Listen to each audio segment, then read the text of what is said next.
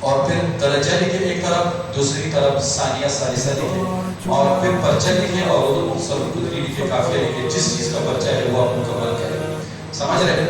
یہ ہدایت الوفاق ہے، یہ بات میں دیکھیں. اچھا، یہ آپ کا بطاقت الخلاصہ ہے جس کو اکثر طالب علم اس میں پھنستے ہیں. یہ دیکھ لو، یہ میں تھوڑا زوم کرتا ہوں. یہ دیکھ کے خاص کر وفاق ہے، آپ کو کام آئے گا.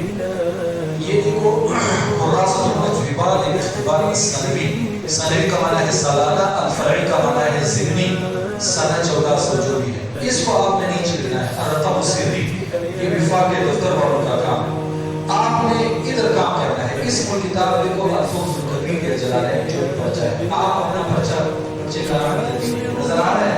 1 نمبر 2، یہاں درجے کا بھی نام لکھیں. عالیہ 2، خاصہ رابعہ. یہ المرحلہ الدراسیہ کا معنی درجہ. جو بچہ سے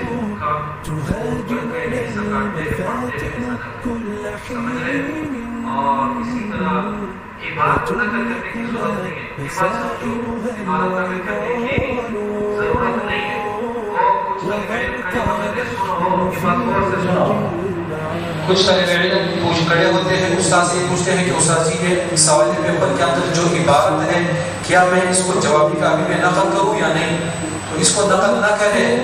ہاں، اگر آپ سے یہ بات پوچھی گئی کہ عبارت پر اعراب لگے، پھر وہ عبارت آپ نقل کرے اور اس کو اعراب دے، پھر وہ عبارت نقل کرے.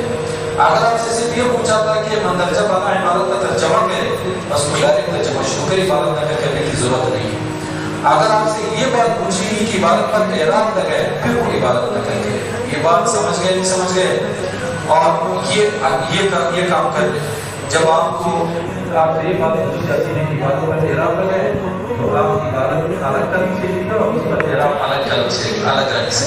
مثال کے طور پر عبارت آپ نے لکھا ہے نیلے قلم سے اور اس پر اعراب لگاؤ کالے قلم سے، تو دور سے پتہ چلے. بالصلاة أيا بلال